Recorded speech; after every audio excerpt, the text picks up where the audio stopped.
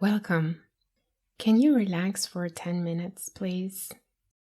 Relax your shoulders and take a deep breath. We will get through this in a breeze. I promise.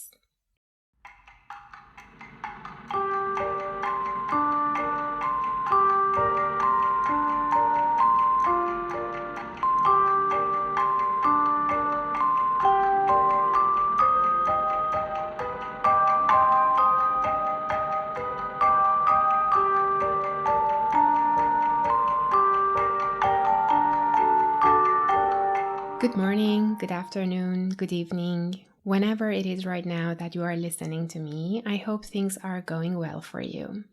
This is the 5th episode of Season 3 of English Airs, the podcast that gives you effortless accuracy.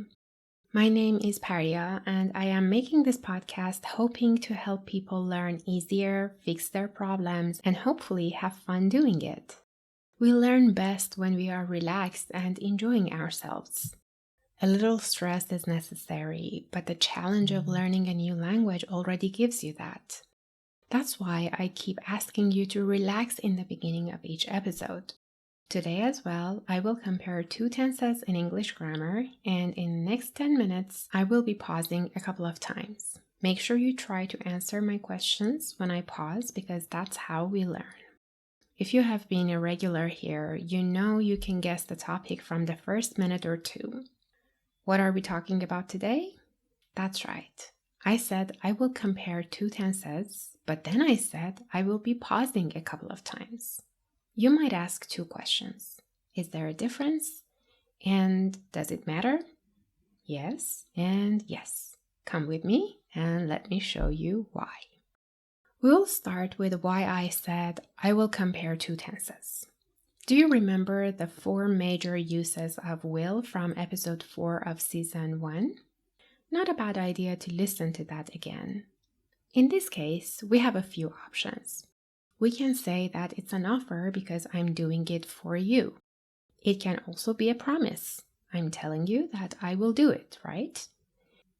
And because of either of these reasons, it's also a future fact. Before we move on any further, think about your week and tell me a few things that will happen. Me? I will be out all day tomorrow. Tuesdays are always busy. I'll see a friend this weekend at work, and I'll do some grocery shopping on Thursday, as always. Did you notice that all of these are regular events? Now I'm listening.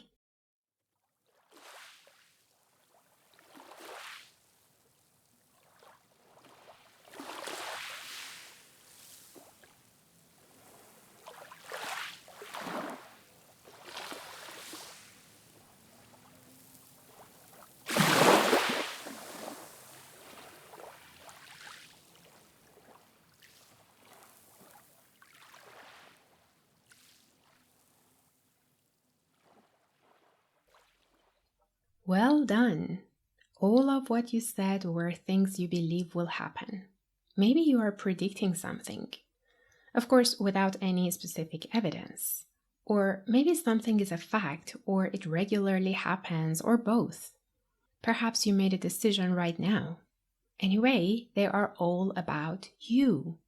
You believe them, or they are your predictions or routines or decisions. I'm your listener, and that's it. And it goes the other way around too. I told you, I will be out, and I'll do the shopping on Thursday, and you listen to me. Do you have to do anything about it? That's right, you don't. But hey, in the beginning of this episode, I said I'll be pausing. How does it affect you? Right again. That's when you can try to think and make your examples. So, to put it in a nutshell, if the answer to the question, why are you telling me, is something that the listener should or should not do, you need to say, will be doing. And before I ask you to give me some examples, we need to check something. Can you tell me which verbs cannot be used in the form of will be doing? Exactly. State verbs like be or have or know.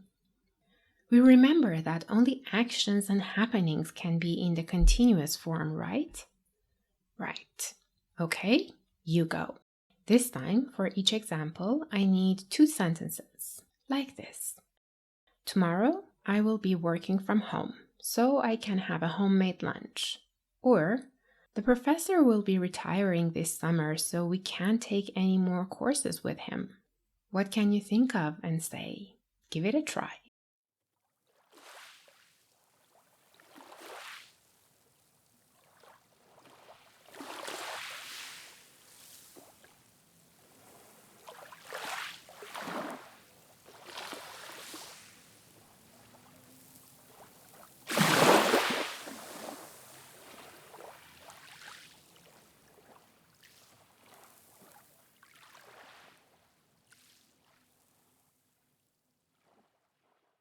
Well, that was great.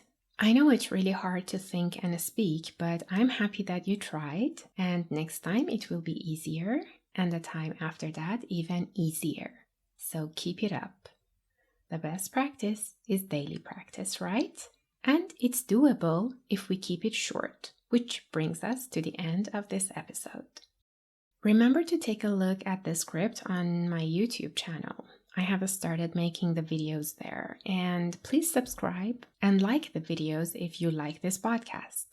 And as always, thank you for telling others about English Airs. Parja out.